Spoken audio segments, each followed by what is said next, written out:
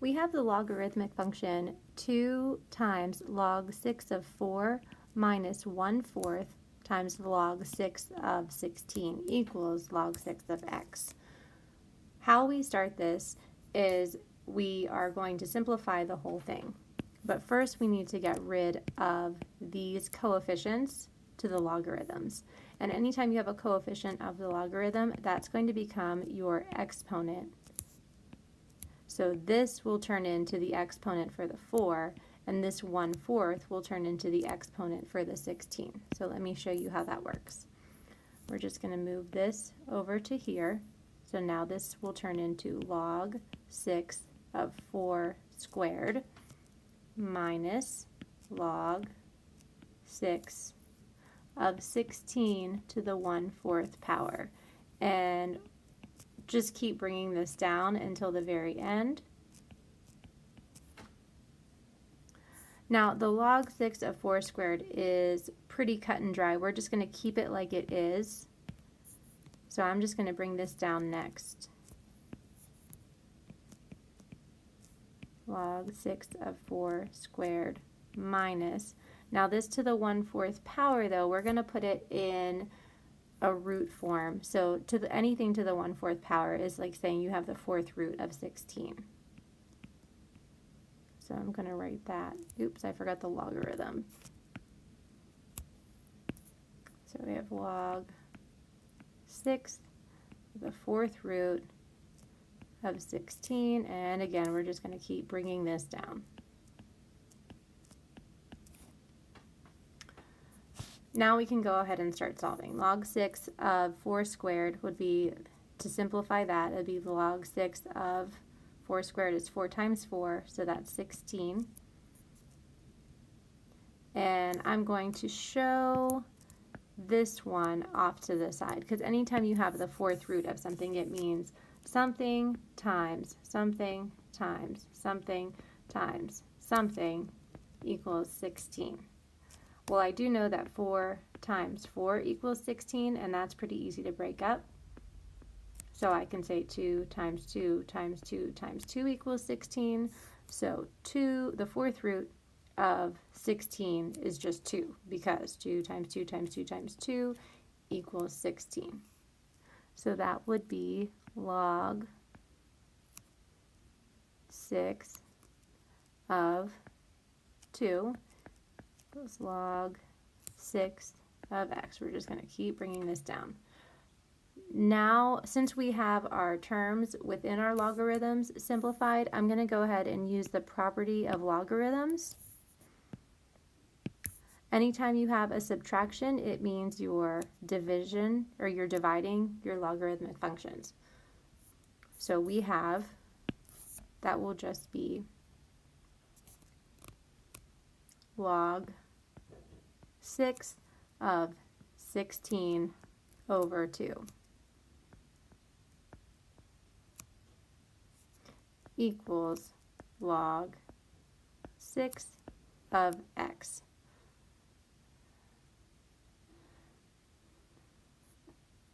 And since you have the same logarithm bases on both sides, those apparently cancel each other out.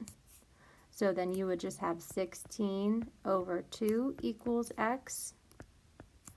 And 16 over 2, you need to simplify that further, and it would just be 8 equals, 8 equals x. And then you're done with that problem. Next, you had your graphing of logarithmic functions, and your first one was log 10 of x equals y, and all that ends up being is 10 to the y equals x. And here you kind of do just give out some y values, some possible y values, to see what your x would be. So this is kind of your function to get your y values, and then you can plot your points on the graph. So we're going to just throw out some y values here. We can do y and then our function of 10 of y, which would just be x.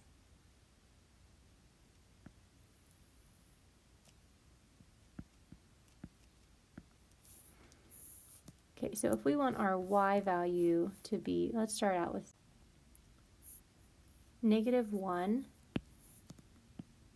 then we'll go 0, 1, 2, and maybe even 3. That would be fine. So all we have to start doing is plug in those y values here, and then we'll get our x values. So we'll start out with 10 to the -1 power. Well, that's just 1/10. So we'll put 0.1 here, and then we'll start 10 to the 0 power is just 1. So we'll put that there.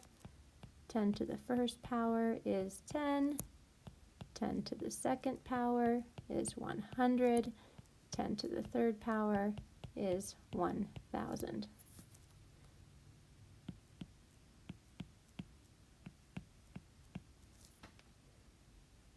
So by the time you get to your y equals 3, you're going to be all the way over at 1,000.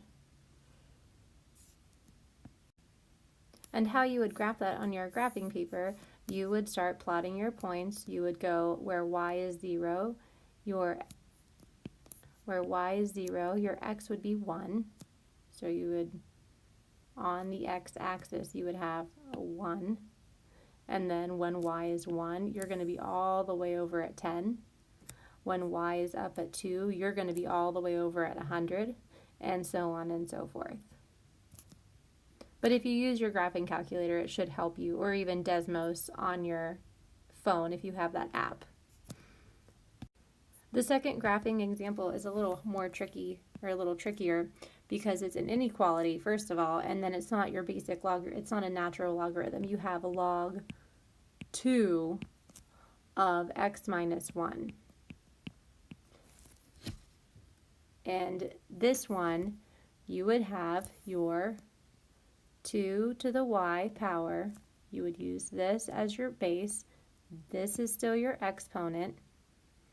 And then, and this is the mistake that I had made earlier, since x minus 1 is in parentheses, this has to stay as x minus 1. You cannot just take this 1 over and add it to your exponent. It has to stay there by itself. So this will then be 2 to the y power is, in parentheses, x minus 1. And we're going to do the same thing. We're going to make a table just like we did with the original one. We have our y value here, and then we're going to see what 2 to the y, or we're going to see what our x value will be when we get that in there. So this is going to take a lot more work mathematically. And I'm going to go with, we have our -1, we have 0, I'm going to do 1, 2, and 3, just because I'll get friendly numbers when I get into the positives. So first I'm going to plug in my -1. If I have 2 to the -1 power, that's truly just a half.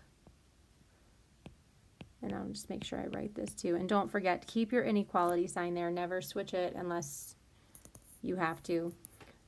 But since we're not doing anything crazy, it's going to stay greater than. Now 2 to the -1 power is 1/2.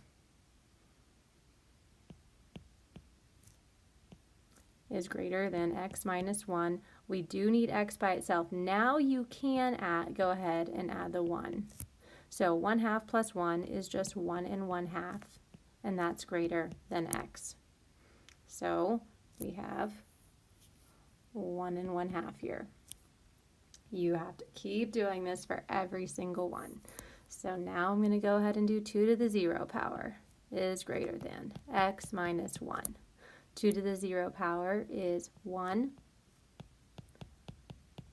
Add 1 to both sides, and then I get 2 is greater than x. Keeping on going, I'm going to do my 2 to the first power is greater than x minus 1. 2 to the first power is just 2. Add my 1 to both sides,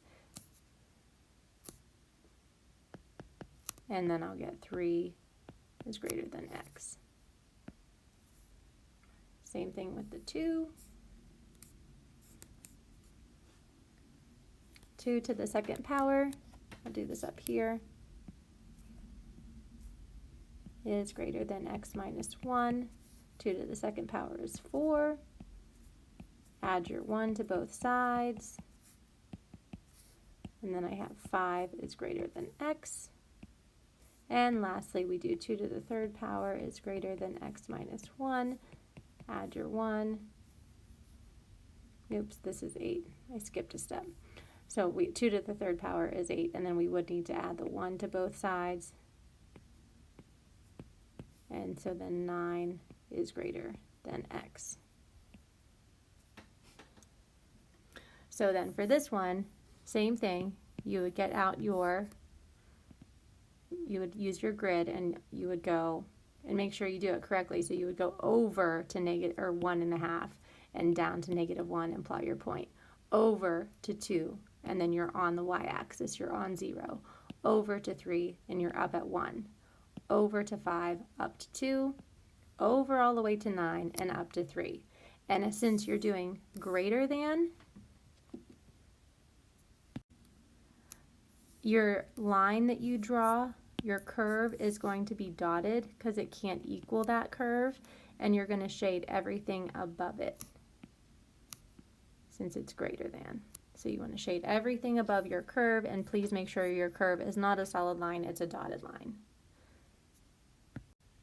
And I know I said at the beginning that you can't separate this x minus 1 in the logarithmic function, and you might have noticed that I did over here, but that's only after we already used the base to the y power. This isn't a part of that. This still stayed the same over here. So once it's over here and you have your function with the correct exponent, and you get your value simplified, then you can take that 1 over. If you take that 1 over too soon, if you take it over and it becomes a part of this exponent, all of your values will be wrong, because mathematically you really can't make this into part of the exponent. It can be part of the end value when you're finished. So just don't make that mistake in the future.